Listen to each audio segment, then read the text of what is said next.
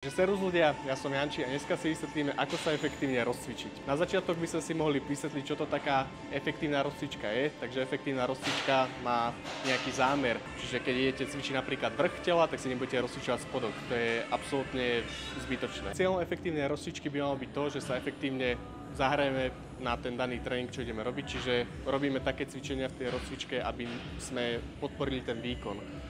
Čiže keď napríklad ideme cvičiť vrch tela, tak si rozcvičíme aktívne všetky kĺby, ktoré máme na vrchu tela, čiže či už je to zápesný, lakťový a ramenný kĺb, taktiež krk si rozcvičíme. Nebudeme si rozcvičovať nejakými naťahovacími pohybmi, šlachy a podobné veci, lebo je to zbytočné. Hej? My nechceme ten náš nervový systém ukloniť, pretože pri stretchingu sa deje to, že zapneme parasympatikus, ktorý nám spraví to, že to telo skôr zrelaxuje, uvoľní, čo my nechceme. My chceme práve že ho pripraviť na ten výkon. A ďalšou častou chybou je to, že človek príde a začne robiť nejaké hádzanie proste rukami, nohami a myslí si, že si niečo rozcvičí. Blbosť, ten klb nerozcvičíte.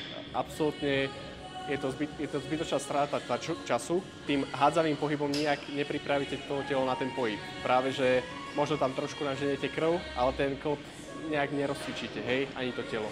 Ďalšou časťou chybou je vlastne to, že človek si zoberie činky a začne sa s nimi, začne si robiť so zápestiami také vykrúcania, alebo s nimi hádže, alebo pumpuje s nimi. Vy tam naženete iba krv a vy ten klb nerozcvičíte. Vy ho budete cvičiť iba v tom danom pohybe. My chceme počas tej rozcvičky rozcvičiť v plnom rozsahu ten každý jeden klb, aby bol pripravený na každý jeden cvik. Stretching sme si zhrnuli, že není úplne najlepšou voľbou pri viac menej takom cvičení, ako je silové cvičenie v posilke, lebo by nás to uvoľnilo.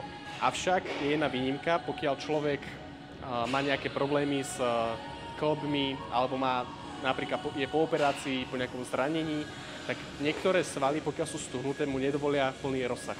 V takom prípade, pokiaľ máte to, že ste po operácii, vtedy by som zaradil nejaké stretchové cvičenia, ktoré vám uvoľnia napríklad zadok alebo prsia. Taktiež človek, ktorý má veľkú prehnutú kyfózu v hrudi, tak na to, aby vedel efektívne odcvičiť hrudník, tak vlastne ho musí najprv otvoriť. Čiže vtedy je dobrou voľbou nejaké cvičenia stretchové alebo nejaké mobilizačné, aby som otvoril hrudník, aby ten sval potom mohol efektívne precvičiť, pretože predstavte si, že máte v tomto cvičiť. V tomto neprecvičíte hrudník. Vy ho musíte najprv otvoriť. Hamstringy, pokiaľ máte proste tuhé hamstringy a máte ich fakt, že skrátené, tak a nedovolia vám napríklad nejaké rozsahy na strojoch, tak je dobré si pred tým tréningom ich trošku ponaťahovať. Fakt, že iba chvíľku, čo ja viem, dvakrát na tú jednu nohu po 10 sekúnd. Zhrnuli sme si najčastejšie chyby počas rozcvičovania, taktiež sme si vysvetlili, čo je taký zámer tej efektívnej rozcvičky. No a už prichádzame vlastne k takému tomu jadru toho celého videa a to je to, že ako sa teda efektívne rozcvičiť. Základná časť rozcvičky by mala byť určite, aby sme sa trošku zahriali. Keď je napríklad leto, tak nemusíme na to tak dbať, aby sme rozprúdili našu krv, lebo už predsa len vonku je viac teplo. Na zahriate alebo také rozprúdenie krvi nám bude bohato stačiť nejaký pás, bežiaci alebo rotopéd. V lete by som tak 2, max 4 minútky bol na tom rotopéde alebo na tom bežiacom páse. Bohato vám budú stačiť tieto 2 až 4 minúty v lete. Pokiaľ idete peši do fitka, respektíve tú dobu, za ktorú prídete do fitka peši, tak to môžete brať ako náhradu za ten bicykel alebo za ten bežiaci pás. Keď je chladnejšie, tak určite by som vtedy vždycky, aj keď idete peši, tak určite by som vždycky dal aj tak 5 minút na tom rotopéde alebo na tom bežiacom páse. Ja som zástanca viac z toho bežiaceho pásu, keďže tam vlastne budete vykonávať pohyb, pri ktorom zapojíte nielen nohy, ale aj celé telo, že aj ruky. Keď ste na tom rotopéde, tak väčšinou len zapojíte tie nohy. Keď si dáte napríklad stúpanie na tom bežiacom páse, tak sa lepšie aj zahrejete. Keď je tá zima, tak určite by som dal tých 5 minút na tom bežiacom páse, nejaké ľahké tempo, nie je moc veľké, žiadne behanie, nechcem sa predsa unaviť pred silovým tréningom. A po tých 5 minútach sa môže presunúť takému hlavnému, čo vám tu dneska vysvetlím. Takže to hlavné, to najväčšie jadro tej celej aj rozcvičky sú tzv.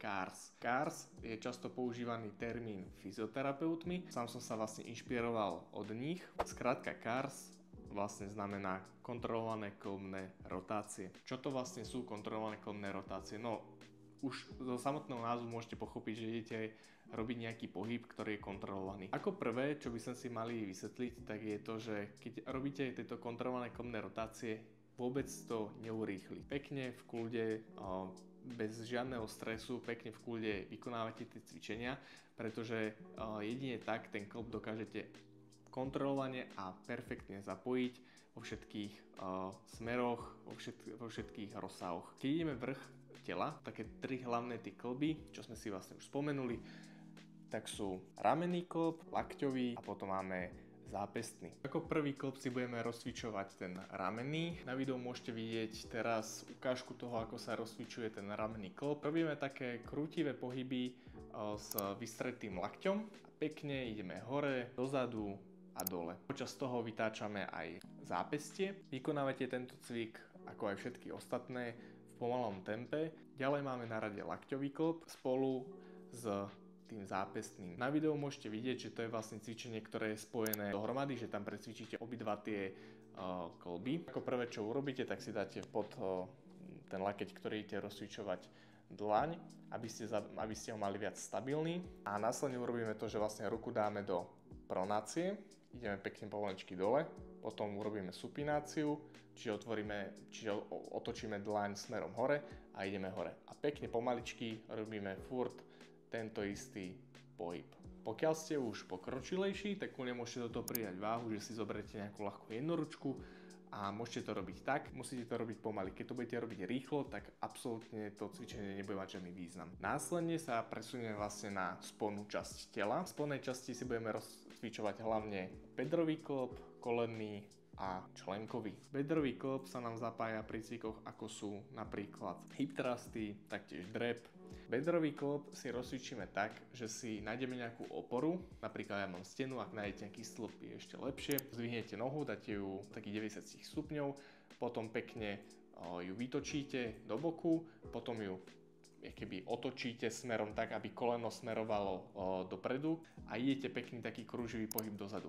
Robte to pomaly. Pre toho človeka, ktorý má možno nejak stuhnuté tie bedrové kĺby a nemá možno nejakú mobilitu v tom, tak môže to byť pre neho trošku taký diskomfort v tom, že keď dorobí tieto kontrolované kĺbne rotácie, pretože sa mu to všetko teraz premáže. Časom sa môže dostať na takú úroveň, nebude cítiť tam taký ten diskomfort po tom cvičení. Ďalej, klb, ktorý si budeme rozcvičovať, tak je kolenný klb. Kolenný klb sa nám zapája pri všetkých drepových cvikoch, kde robíme extenziu kolena, napríklad sú predkopy. Kolenný klb sa nám zapája taktiež aj pri flexii kolena, čo je napríklad na hamstring.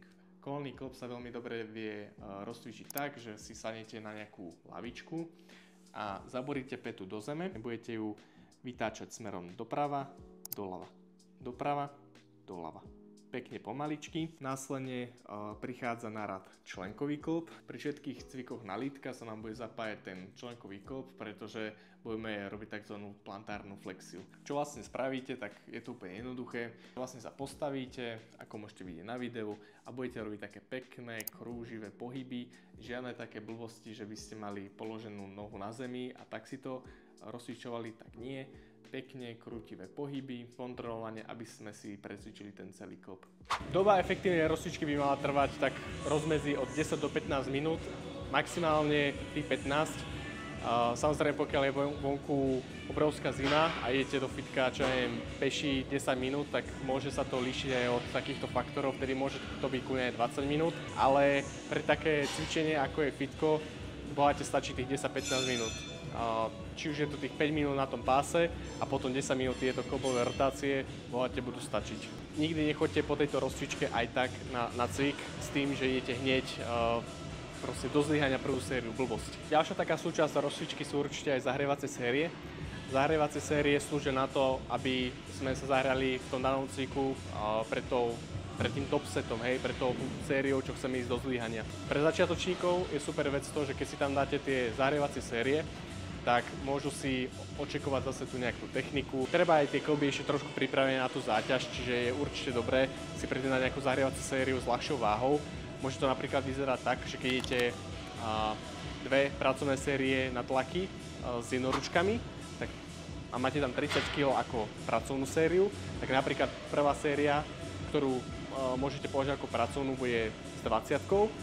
Tu nepočítame do celkového objemu práce. Pracovné série sa vždy počítajú, ale zahrievacie nie. V tej zahrievacej sérii stačia tak 3 až 6 opakovaní, viac nie. Stačí nám len trošku zahriať ten klop v tom, aby cítil vlastne tú záťaž tej činky. Začiatočníci by mali robiť tak 2 až 4 zahrievacie série. Taký pokročilý športovec, alebo pokročilejší už vo fitku, by mohol mať tak 1 až 2 zahrievacie série na tom danom cviku. Napríklad ja v tréningu mám 2 zahrievacie série vždycky v prvom cviku toho daného tréningu. Čiže keď je napríklad prsia, tak mám v ňom 3 cviky v tom danom tréningu na prsia a iba v prvom cviku z tých všetkých 3 idem zahrievacie série. Pretože už tých ďalších 2 už ich nemusím ísť, keďže sa mi ten sval zahrial. Jasné, keď ste začiatočník, tak aj vtedy by som určite odporučil v tých ďalších 2 cvikoch dať zase zahrievaciu sériu aspoň 1, nech si tú techniku znovu ochytáte. Ale ako pokročili, vám stačí bohate tá 1 až 2 na začiatku toho celého tréningu.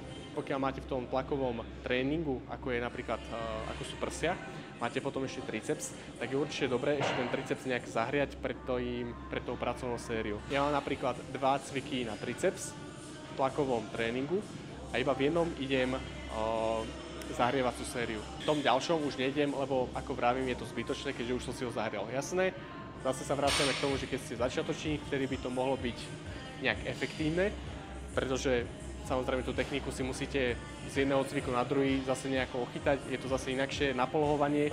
Zhrnuli sme si to, ako taká efektívna rozcvička má vyzerať, taktiež sme si ukázali časté chyby. No a to ma privádza ku koncu videa. Ak sa vám video páčilo, tak budem rád, ako zazdielate, dajte like. Pokiaľ chcete viac takéhoto fitness edukatívneho kontentu, tak kľudne dajte odber a zvonček. Budem do budúcna vydávať viac podobných videí, kde vám budem vysvetľovať to, ako môže taký tréning vyzerať na určité svalové partie.